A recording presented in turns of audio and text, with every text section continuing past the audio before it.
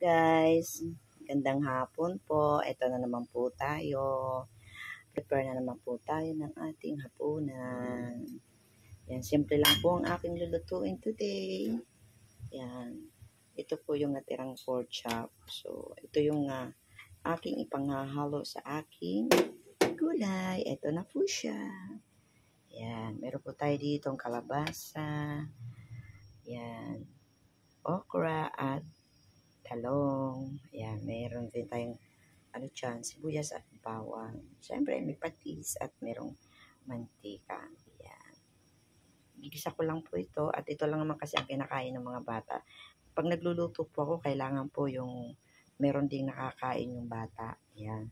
Kasi mas gusto din po nila ito. So, pagka nagigisa po ako ng mga gulay, hindi naman usually kompleto. Ang iba kasi pag nagpapakbet, kompleto talaga ng gulay. So, balito lang din na kasi yung mga kinakain namin. Ayan. Ayan. Dahil dalawa lang naman kami sa bahay, kaya medyo dinamihan na rin namin itong kalabasa para dun sa mga bata. Ayan. Medyo natutuyo na rin po ito. So, pwede ko na rin itong hanguin. At siguro po mga napalambot ko na ito mga around 10 minutes. So, dito rin po ako mag-iisa. Yan. So, hihiwain po natin ng maliliit. Yan. Hindi na lang naman po ako magluto. Kung may konting baboy, yan, nagsiseparate na po ako dun sa ref para madali na po siyang ilabas. Yan. So, what's up guys? Diyan muna kayo. Ayan guys, ako po ay nagpainit na ng mantika. Ayan, kalat po natin ng konting mantika. Tamtaman lang naman yung mantika.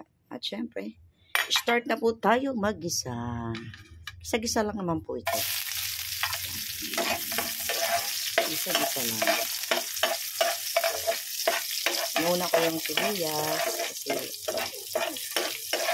inuna yung bawang, madaling sa kong masunog. Pero katamtama lang din yung ganyan ako. Ayan po. Dali lang naman to guys. Alam na alam nyo kung luto to. Ito lang magluto. Si Babe lang. Yung ating hapunan. Para yung mga bata laging may kakainin gulay. Hindi na kasi kumain yung mga apo ko sa kumain ng mga gulay. Pili lang. Ito na guys, yan ang ating ginisang bawang at ilagay na rin natin ang ating pork chop. Yan. Natin siya. Pero malambot na po siya. Golden brown lang natin. Ang laki pa nga ng hiwa. Para daw may makagat. Kasi kami lang naman kawawa lang naman. So, yan po yung ating sahog. Sahog ng ating gulay. Konting baboy lang po. Yan.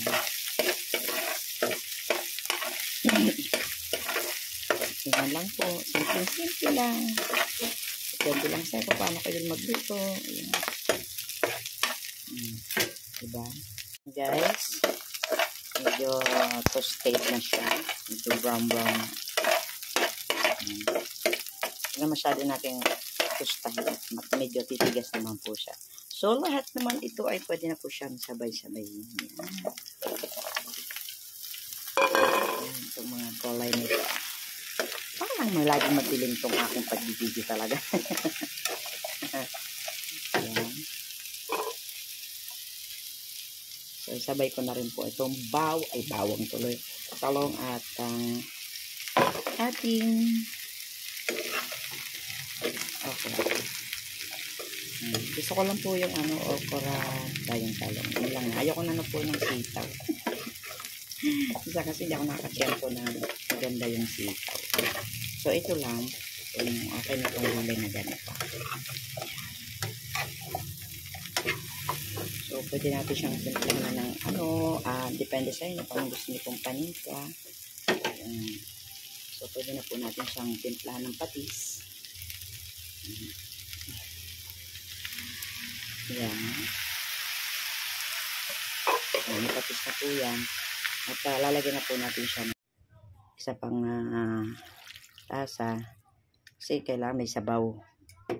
Ito po yung kulay na may sabaw. Yan. Mamaya po yan, matutuyo naman po yan. Yan. So, takpan po natin yan at hintayin lang po natin siyang maluto. Yan. Tsaka na lang natin siya tikman uli kung okay na po yung ating yung lasa nitong gulay. Ayan. Guys, ito na po. Luto na po ang ating ginisang gulay. Ayan. So, luto na po siya. So, ayan. Ano po kayo magtaka kung bakit may sabaw po yan. Gusto ko kasi may sabaw-sabaw. Ayan. Diba? Tsaka malambot na po yung talong. Malambot na yung sabay-sabay na po sila. So, siguro mga 20 minutes ko rin to, on and all, mga 20 minutes ko rin itong naluto. Yan. Siyempre, kasama na yung paghihiwa, pagpe-prepare. Yan. So, that's it lang, guys. So, thank you so much sa lahat na manonood. Maraming po salamat. Yan. Simpleng luto lang po ni Babes. Thank you, and shout out po sa akin, Team Thunders, Krong Krong, Team Housemate, and sa lahat po. Bye-bye.